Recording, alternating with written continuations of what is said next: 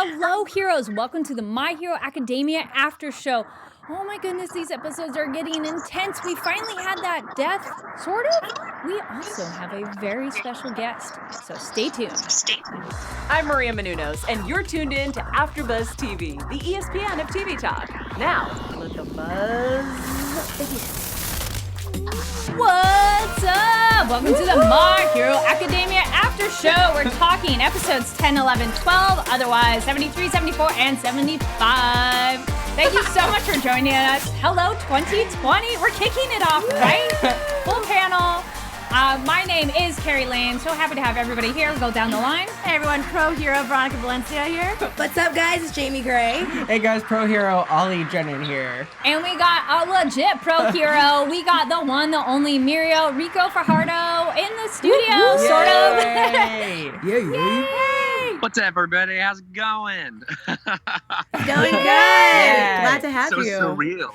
I'm on the show. Right? Technology, it's amazing. Are you gonna come through the screen? Yes. Oh yeah, there you go. Oh, there you awesome. However, my quirk.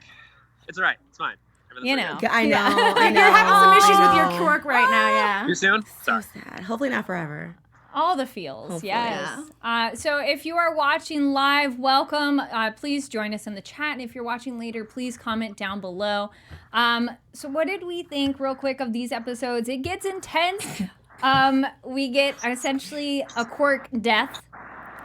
No, don't say I literally do not even want to wrap my head around that. In my heart of hearts, I want to believe that Mirio did not lose his quirk forever. I'm just like, it cannot, not Mirio, not like the one and only hero of the big three. Like, I just can't. But I loved these set of episodes.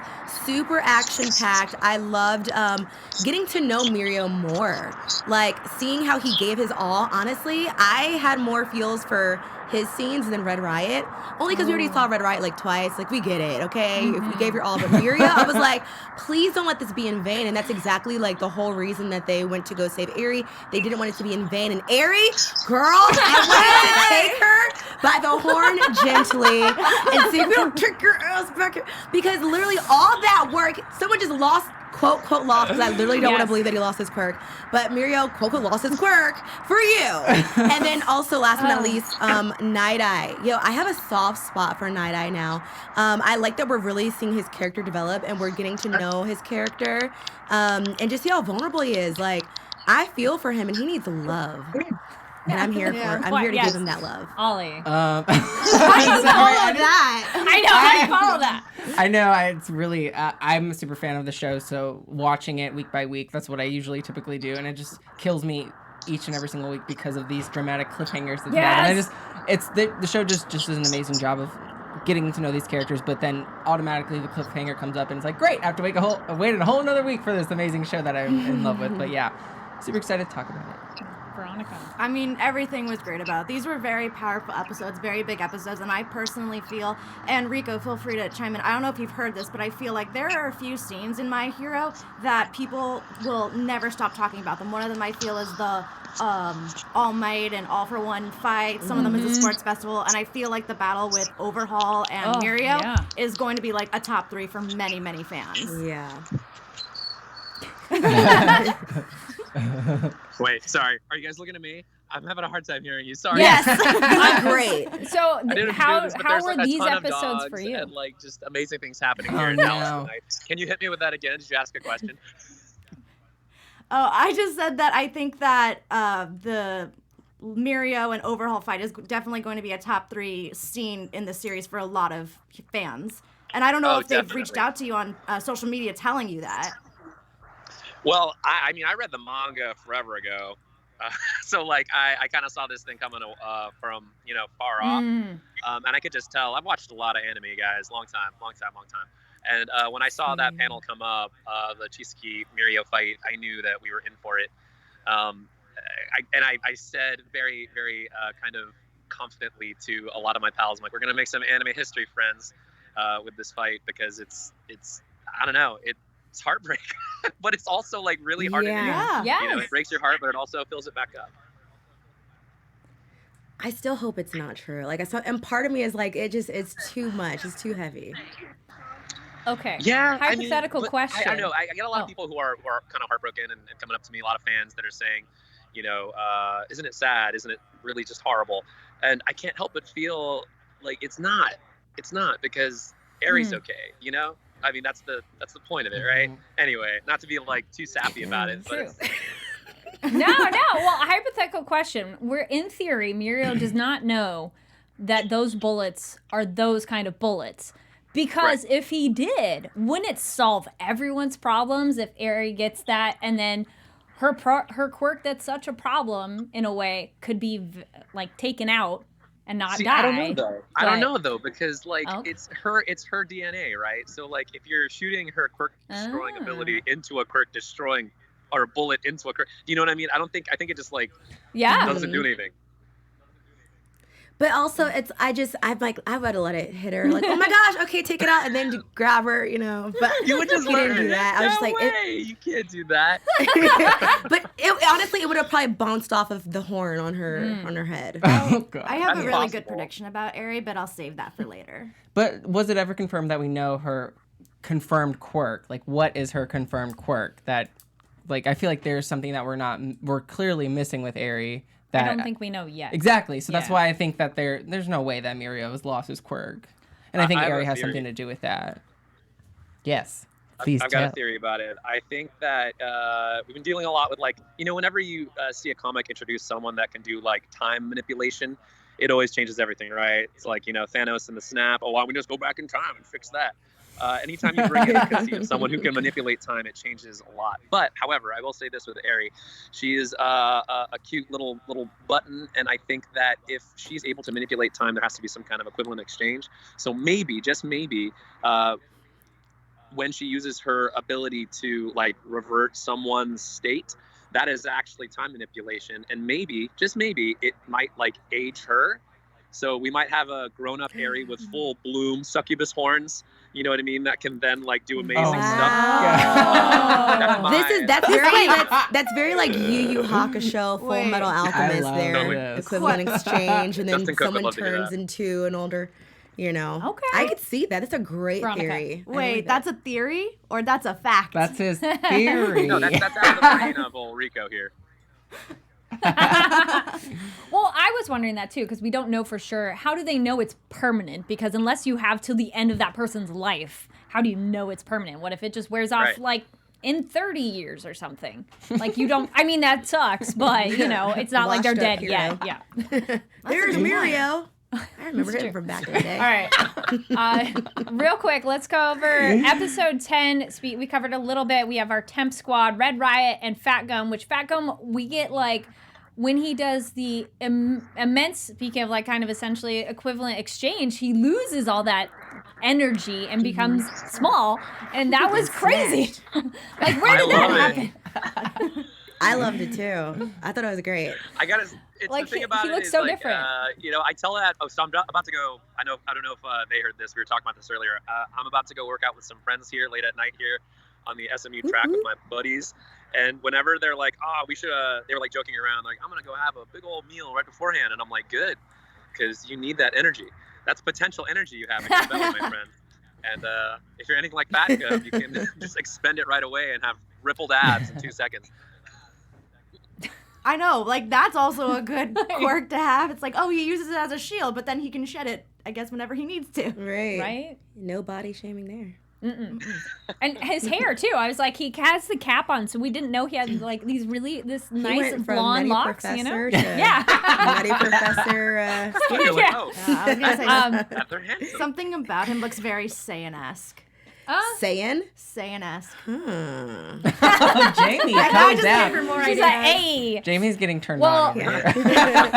Speaking of, wow, nice. Renji says Fat Gum becomes Slim Gum. Yes. Also, we get a little mad respect though to Rappa, who is the villain who's I respect the fight, because Red Riot gets so injured, does an amazing job, but gets so injured that he's out of commission. But Rappa is no, it's cool. Let's bandage him up, and I will fight him again later. I actually kind of like that villain's like that, because they're not just pure evil. They're like, no, I want the fight. I'm here for the activity of it. Hearing him say it, though, I was just kind of like, let it go. Oh. Honestly, like, 'cause sometimes I'm like, all right, like, he literally got his ass beat. I don't want him to go through this again. Let's let it go. Fight someone else on my team. I think his comment was interesting, though, because we have learned that, yeah, there are people who are in this Yakuza group, but a lot of them don't care for Overhaul. A lot of them are fearful of him and don't want to follow him. So it was just another interesting thing to see, like, this Rappa guy, yeah, I don't really care to be in this group. I care for the fight, and you were a formidable opponent. Also, we have we get a momentary information thing. Rappa says he lost to Chisaki, and he literally died and was put back together. So that comes into play a little bit later, that if you can die, because Eri too, like, he puts her back together, which is creepy and disturbing, and it's like, if he does it quickly enough, you're fine. Who is this guy? Very disturbing. Yeah, and what a Yes. power move that is, to like fight someone, get blown up by them, and then get put back together. And he's like, hey, you want a rematch? And Rappa's like, yeah, again. I mean, Like, that little girl is so traumatized. Just even them showing the blood seeping out, I'm like, all right, honestly, this is a little much. Like, she's really young, but they went there. Yes.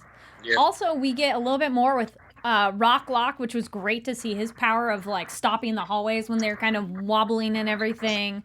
Also, Toga does some amazing fighting too. I mean, she's kind of that villain I think you love to hate, because I'm like, Right. oh, she's actually a really formidable villain of dangerous. Even Eraser's having trouble fighting her, and she's ready to kill you and cut you.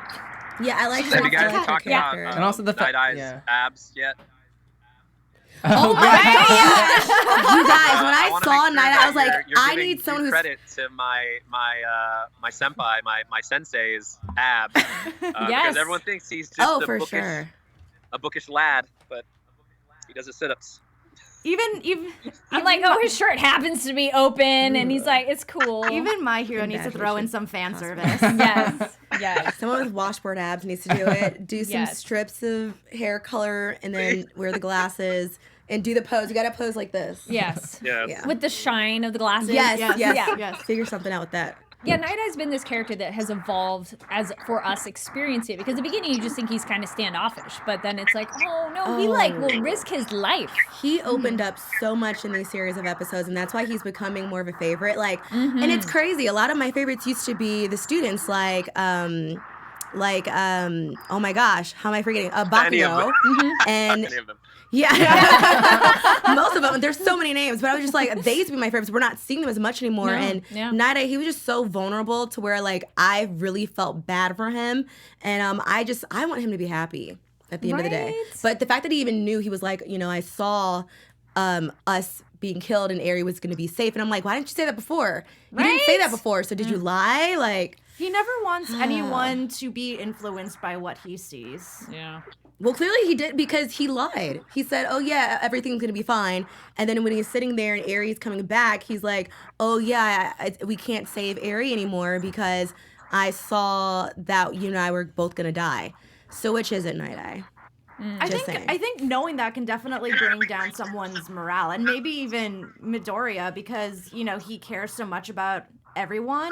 If he was to find out that Night Eye dies but Aries okay, he'd be like, no, I want everyone to come out of this okay. I think it could definitely who's like power on, right? Because his foresight is like a thing that he has to use on one person. And if we're talking about like the nature of a quirk, is it like, did he use it? He didn't use it on Overhaul. Who was he using it on? He used it on Himself, Mirio right? too. Mm-hmm. Because he's like, Mirio, notice everything as much as you can. Right. And right. then it's like, he could see what happened, so that's why he was able to fight well enough later when that happened. Mm-hmm. Which I'm like, we're getting a little bit ahead. But kind of combines episode 11, Lemillion. How do you like that as your hero name, by the way? Side note. Remedium. I love it. I think it's sweet. It's right up his alley when he describes his superhero name to Deku. And he's like, oh man, it's so cool. Like, hey, like while we're patrolling, tell me your superhero name. Like, it's just some weird, I don't know what it is when like two heroes meet. It's like, hey, what's your name? Because y'all make up your own stuff. I made my own costume. My grandma made my suit. Where'd you get your suit? Kind of thing. Like, you share this information with someone, and he's like, oh, it's Deku. And Mirio's like, huh. That's kind of weird. Well, anyway, mine's Lemillion because, like, it's straight up, like, I'm reminded of my goal. I got the thing tattooed across my chest. I want to save 1 million people. I think it's sweetly right up his alley in regards to just being the kind of guy who's very focused and has to actually, like, articulate it and put it into the world that I'm going to save 1 million people. And I think after, saving Eri, he totally would be the guy to, like, take down one of the digits and go like 999, 999. You know what I mean? Yeah. Oh, and actually, speaking of his Miria's abilities, this is also the episode where we see he's not just trained with his quirk. He is an actual fighter because his quirk goes away, but he is still able to kick some serious ass. Yeah. And the cape has a function. Oh, Yes, yeah. capes have a function. No capes. Thought it was cool. It's not. It's not. Yeah, Mirio, I think that's the benefit about failing a lot because Mirio is a character who is deeply, deeply not skilled. It is a person who has just slammed their head into the wall, literally and figuratively and metaphorically, many, many times. And by virtue of that, he has become a person who has become well-rounded and is able to train really effectively because he's failed so many flipping times. I was talking to my buddy Aaron Dismuke about this. He plays Amajiki. It's Mirio's best friend in the show. And he's like, oh man, Mirio's badass. He's just so good at all these things. Isn't that great? Like, he's really talented. I'm like, yeah, but he wouldn't, because of his training, I'm like, he wouldn't have had to train so hard if he was innately skilled. You know what I mean? It didn't just like come to him.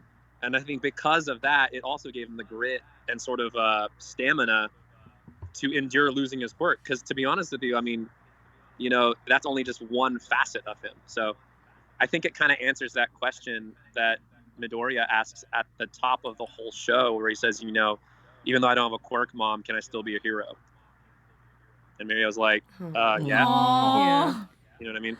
This is true, because we get that flashback with his dad, and his dad says, I didn't want to be a superhero because our powers are kind of dangerous. Mm-hmm. Right. But Mirio, I love the moment in the fight. What do you guys think of, like, the being able to go through one person and then being a solid? I was like, when he went through yes! Eri and then he hit Overhaul. Dude, he roundhouse kicked Eri. So He's good. like, oh, I really hope I don't mess this up.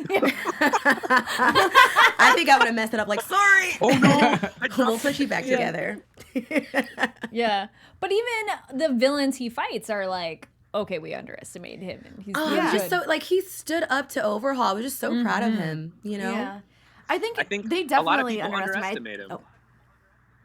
That's another thing he says when he fights Deku. He says, most people underestimate me, or he is catching people by surprise is what his quirk is all about. And it's because, people have constantly underestimated him. And though he looks super jacked and like, strong and powerful, all of the villains thought they had him cold the second they hit him with that bullet. And he's like, oh no, like, we're just getting started. That was just round one, which is really cool. He's like, he's got another life bar. It's like Dark Souls. Yeah, it's like, surprise. And actually that leads into episode 12. Well, Unforeseen Hope. I feel Mirio is like the beacon star of hope as well as Deku. So what do we all think? At the beginning, Overhaul essentially more explains his philosophy of that the hero mindset is the disease. Who's this guy? So how do we feel about that? The hero mindset is the disease? Yeah, because that's what Overhaul is trying to cure. He says to...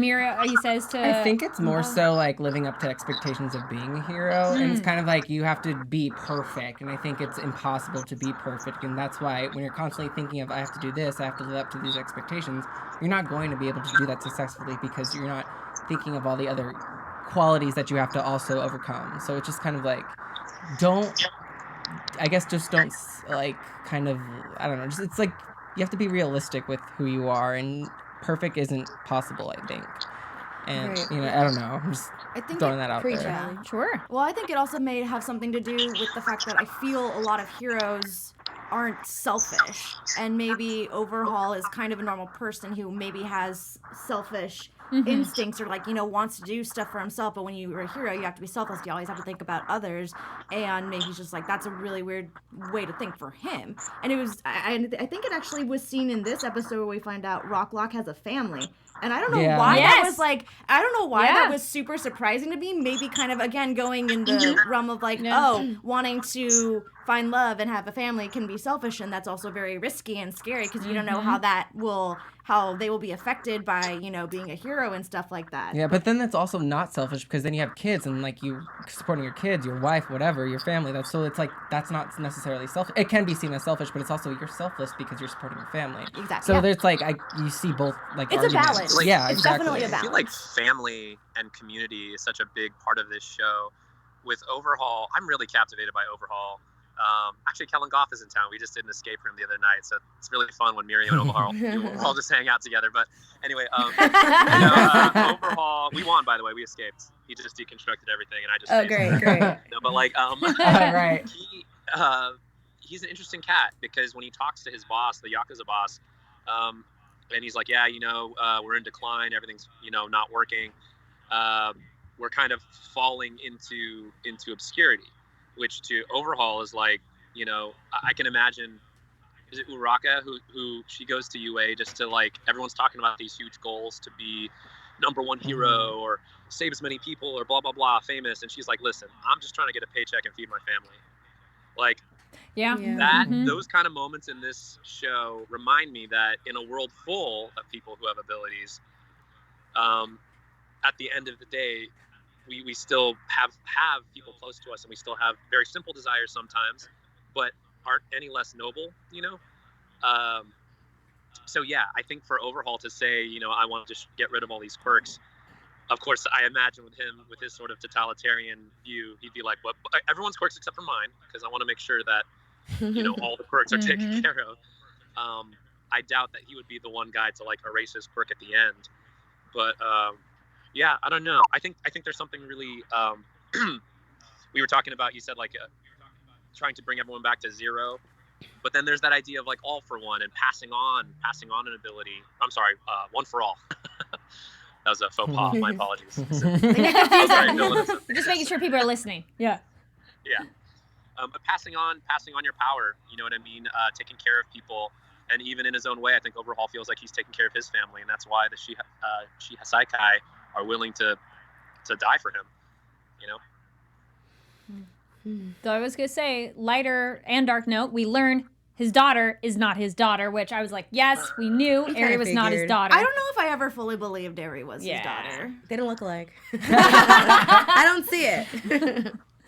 But that's interesting of that dynamic.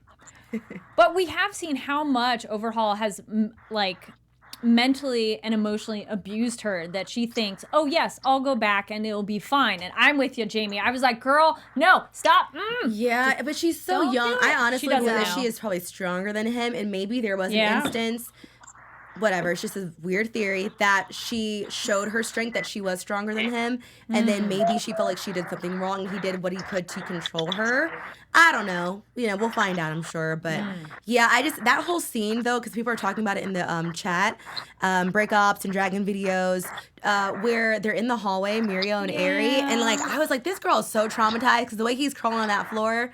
And I just would have felt so bad because I would have felt like that was my fault. No, she has. Maybe I should go back. She has suffered a great deal, like so much abuse and so much manipulation to truly believe that everything is her fault, and the reason everyone who comes in contact with her ends up dying. She truly believes all that. Mm-hmm. It's disgusting because it's just like you want her to not feel that way, but he has such a tight grip on her. It's awful. And if you're told, I think that's another thing, like being told repeatedly as a kid, if you're told over and over and over again, you are this thing, you tend to believe it. You are what you believe in that way. Yeah. And I think that's why someone asked me, why it's not worth it. Mirio was so OP, he shouldn't have done all these things for this girl. Because like you said, to the point, like let her quirk industry, like it's better that she not be around, which I know is a cold thing to think of for the sake of heroics, but invariably what ends up happening is by Mirio putting it all on the line for her, he displays her her worth for her through that. It's like if anyone goes out of their way to help you in some sort of like, you might not really clock it, but it displays their value for you. They're showing you that you have worth, you have value. And for Ari, who I'm sure feels like she has little to no value other than the little toys that the mobsters bring in, so she doesn't, I don't know what her life was underground with Overhaul, but I'm sure it wasn't very good. And when someone straight out of the blue says, I believe in you, or like, I think you're worth it, man, that's got to be like water in a dry desert, right? It's the same way that Night Eye, made Mirio feel like he was capable. The same way that Mirio, by sacrificing everything, puts like, I think a razor thin margin, like just a small opening for Ari to go, well, maybe things can be different, and then reach for Deku's hand. So it might seem like it was all so tragic, but it's like, if you look at that one little thing, it's worth everything, Yeah. And we did have Deku arrive in the moment, and I was like, oh, thank goodness. Perfect. Yeah, Mirio was like, took your damn time. And actually, also at the very, very end, I kind of overheard Veronica's thoughts on it. The ladies arrive. Yes! Finally, get the ladies ladies. in the room. Like, we have been waiting for them. Dragon Gal Caitlin, get in here. Yeah, everyone, please. Yes. I know all of you can break walls. Deku's not the only one who can punch down walls. I know. Yeah. Right? We get Froppy, Gravity Girl, and Dragon Lady falling through the ceiling at the end. We have... That's a cliffhanger. The episodes always end with someone breaking through the wall. Right. It's like, come on, gosh darn it. Who's in next? We don't have doors. Repairman. Kool-Aid Man. Oh, yeah. Honeycomb dude. He was on something. But it is like... Oh, go ahead, Veronica. I was just going to say, if I could just backtrack, like, real quick. Yes. No, go. So sorry. If I could just backtrack real quick, one of the things that really fascinated me about these episodes is we really got to learn more about Overhaul, because he's such a mystery. Obviously, we know he's strong. Now we have a better idea of his quirk. He has multiple quirks or multiple abilities. Multiple ways to use it, Multiple ways to use it. He can heal people. merging with the other villain, The merging of the villain, the being able to, like, restore Nemoto. people. Yes. And then, just multiple ways to use it. It was fascinating. I'm like, he is a very good villain. Do we know if when he merged with Nemoto, is Nemoto's consciousness still alive? Or I like thought he was when dead. Chisaki... like when he sucked him up. Okay. He's like, thanks for the sacrifice. But maybe not. Let me borrow your body. I don't know how good. The way that Overhaul said it, he was like, hey man, you die for me, right? It's not like you can answer. He's like KO, so it's kind of messed up.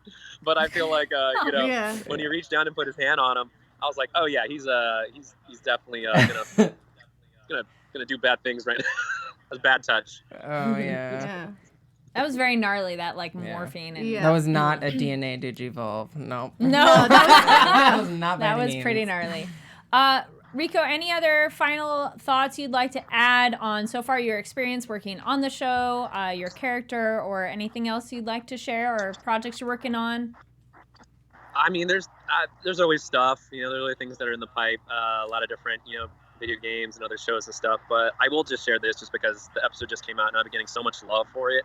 So many people who love Mirio, and it's very interesting for me as an actor to have folks come up and now that this episode's finally come out, people who read the manga from months ago telling me that, getting tattoos of Mirio and like, my signature on them. I'm like, what is this? I've never had that happen before. But as more stuff comes out and the more we get to flesh out and understand Lemillion, I don't know. I feel like I'm learning a lot about just how important, a fictional character can be, I mean, like, I love Spider-Man, a group of Spider-Man, and I was like, oh man, I want to be Peter Parker. I want to have responsibility. I'm going to do the right thing, and here I am portraying Mirio, and I have like little kids coming up to me being like, I want to be like him. I want to, put it all on the line. And I'm like, I'm shook, That's man, amazing. like deeply. You probably have to watch the special features of one of the.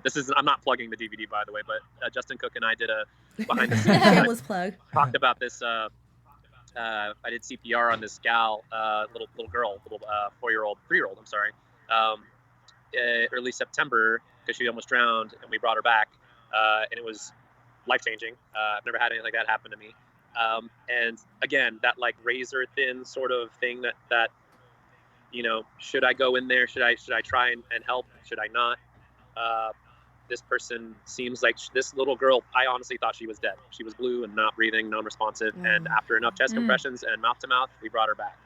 And that to me, like, and doing this show, I feel like it all just comes together. And talking with you guys, I'm like, yeah, the choices we make in life really matter. The way we treat other people, the things we do for other people matters. And whether you can actually see whether or not that chain, in the way that like one for all goes down the line, even though you might not see it, every little thing you do does actually in fact have a consequence. So, and hopefully for the best, the good. But anyway, so yeah, I'll just leave you with that. I think that's fantastic. Yeah. Beautiful. Yeah. Anything else you all would like to add for it? I do. I want to say one last thing. I think how you wrapped that up, Rico, was so beautiful. And I think that really does show Mirio's character. And I feel Mirio is the hope of the show. At least right now, I personally believe that he is the hope. And, a kind of prediction of mine. I haven't read the manga, so I'm only watching as is. And a prediction of mine is I think, Mirio's quirk might be gone for the time being. And I think had that happened to any other hero, it would be devastating for their, self-esteem, especially because a lot of heroes' foundations is to be able to help people and to be able to keep justice. But with Mirio, he's so hopeful and so positive, and so, like I said, positive. He would be able to turn that into a positive and not let it get him down. And it's just, he's such a strong character, such a hopeful character. Like, I don't think you could ever really break him down. Well, it's like, what am I here to do, right? Am I here? He's not trying to be a hero for himself. He's here to help people. So he can help people with or without a quirk, And that's why I think when Deku's like walking with him up to Night Eye's office, and he's like, man, you feel like you know everything about me and the way you talk to me. And Mira's like, I don't know what you're talking about. I don't know you at all. You're a total stranger. But I can tell we have like the same heart, the same kind of groove. We both want to help. And you can sense that, So I think that, in a way, he's kind of unflappable in that way. And it's nice to see. So. Yeah. Well, Yay! Well, thank you so much for chatting with us. The deserved applause. Yes. We're going to say goodbye now for Rico, and then we're going to continue with some anime news. But again, thank you so much. It's been an absolute pleasure speaking with you. Thank you. Thank you. And thanks for bearing with my terrible latency. I'm using the Starbucks Wi-Fi, so hey, shout out to Starbucks. Yeah. No, we love you. Great. Smash that like and subscribe buttons, Starbucks. No, I'm good. Yeah. This is not sponsored. Thanks again, you guys. You're awesome. This is super fun. I've never done anything like this before. Oh, you were fantastic. You're great. It's our honor. Yes. Really. Thank you. Thank Cheers. you Thank so you. much for your time. Cheers. Cheers. Yeah. Cheers. Power! Oh, yeah. Thank you. Bye. Bye. Yeah. See you guys. It's like, oh, Yeah. That was great. Oh, that's fantastic. Any other thoughts on this episode? The only thing we're kind of left with is Deku is in kind of peril. Night Eye could die. He's pierced through the stomach area. But we know there's quirks that can heal people. We don't know if any healers showed up for this fight, do we? Healers? We only... So I'm like... Eri. Where's Recovery Girl? Where's Recovery Girl? Eri's there. That's That's all I'll true. say. We But I'll don't know. save it for predictions. Yes. All right, cool. So any other thoughts on the episode? I have just predictions. Okay, Same. cool. We're going to hold predictions. We're going to get into our news segment and then do our predictions. Yay. Yes, so a little bit of news. We will start with My Hero Academia. I know we covered a lot of the new movie that just came out, Heroes Rising. It came out in Japan over the summer. Producer Jonathan, can we get the My Hero graphic going? There on? we There we go. Ooh. So just some news about this. So I believe there was an IGN article that stated the creator of the manga has said that that this may be the last movie of the franchise. Which, Why? Well, I feel like that's so soon. Well, I don't know. See, here's the thing. I have mixed feelings. Like, obviously, if it's a beloved series, like I, as an adoring fan, I want more and more and more. But I also really appreciate series that kind of know when to scale it back and give us like a really solid story. And if Not just fluff. And not just fluff, exactly. So if he feels like this is the proper amount of movies, this is the proper amount of story to be told, I can accept it. Especially due to the fact that the rumor that I think we talked about it last after show about this was supposed to be like the last arc or something. It was originally so supposed to be like, maybe that also that makes a lot of sense now that you bring that up. It's It like, just seems so soon. And like oversaturation, I guess, too, because even like last year the movie came out, or like the year before that. It was like it was the movie came out. 2018. It came out very, very recently. Well, the we're last already one. like even though technically last year. Yeah. Like 2 years All ago? right, cool. Yeah. I'm excited regardless. Though. Yeah, Yeah, definitely. I'm excited, and it is making its way over here in 2020. I think last time we heard around February, so we will definitely be waiting for that, and I know I'm gonna watch I'm it. excited. Nice. With me and With you. Jamie and With Kari. all of us. Party. And moving on to our next piece of news. So, y'all, Coachella is happening this year. my God. Did you see Indeed. the lineup? Yes. It looks Rage Against the Machine. Well, Oh my gosh. Everybody. yeah. Well, in Sorry. our great otaku news, not Yes. only Help me does say it have name. great acts like that, but we're also going to be seeing anime icon Hatsune Miku and can you say it? Kari Pamu. Pamu, yeah. Watch her videos. They are a trip. She's amazing. Also, she's great live. I saw her. She came to LA live like a couple years ago.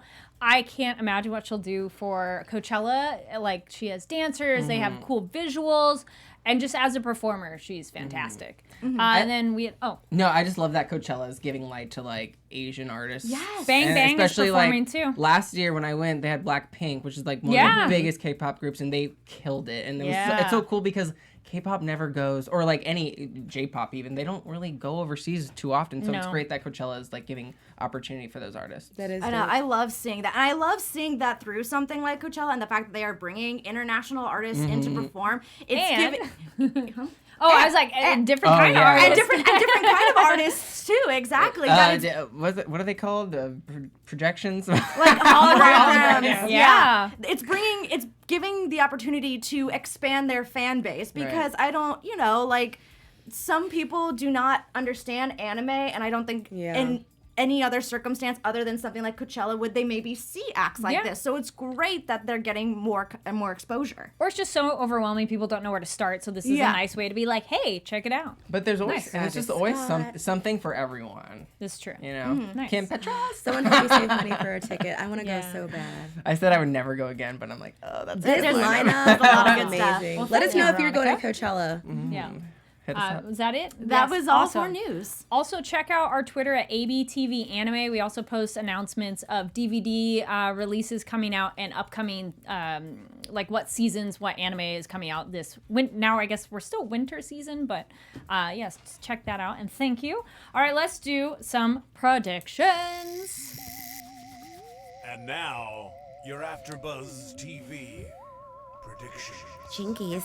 I think you were ready for one. I think I so. was. I do have a few. So a part of me does believe that Mirio's quirk is gone for the time being. Maybe not permanently, but for the time being. But as I had mentioned, I think he's going to somehow turn it into a positive, and he's still gonna be a hero in his own right. I also think that Eri is going to be the one who eventually stops Overhaul. I think she is going to find her strength within herself because we still don't know what her quirk is really, and if it's powerful enough for the Yakuza and Overhaul to use to take away quirks, I think it's pretty powerful. And I think once she is able to break free of his abuse and his manipulation, she will find it in herself and she will unleash that power and take him down. Yeah. Well, also, we like have to that. know that she's somebody who hasn't been able to train like these other students, so she could have ability options and things that she doesn't even know yet of what she could do. Yeah. I don't think Night Eye's gonna die, though. He looked, he but looked it's pretty bad. not impossible. But I don't My think baby. so. Because I feel like this will be a nice moment for Deku to say, "I told you so. I changed it." Oh my gosh. I almost kind of want that. But we'll see. I feel it's getting serious, and I'm so glad. Same thing. I'm so glad the ladies are in the ring now. I want to see them fight because they can do a good job or just as well.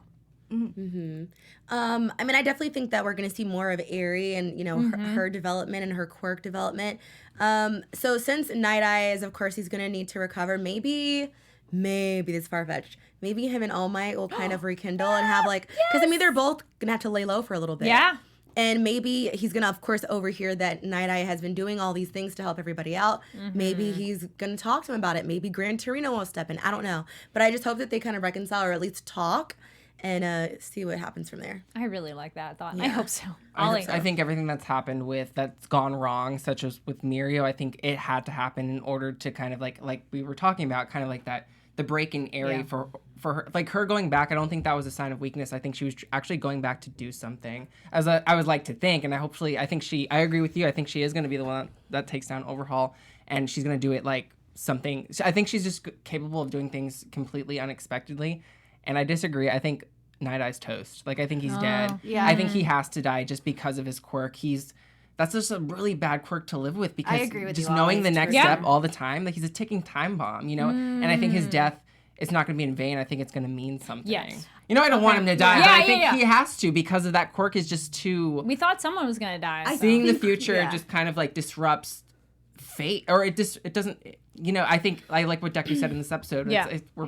We're fighting fate. I wonder, would Fair. he be killed by someone else, or would he kill himself, like, No. to sacrifice himself for someone else? No? I think that his injuries are pretty bad. I agree with Yeah. Ollie in that I think Night Eye is going to die, but I think we will get that kind of like I changed it moment, because obviously Midoriya is not going to die. Right. And I don't think Mirio, like there was some fear, Mirio might die, but I don't think he's going to die don't think either, so either. especially if it is Night Eye the one to die. You can't have too many deaths come on my hero. Ooh, dropping Okay. like flies. Well, there's a lot. Please, no spoilers. We're only covering as the show goes. Thank you so much for watching. Huge thank you to Rico Fajardo for joining us via Skype. That was wonderful to talk about Mirio. We all had the feels on these episodes, and to get his insight was fantastic.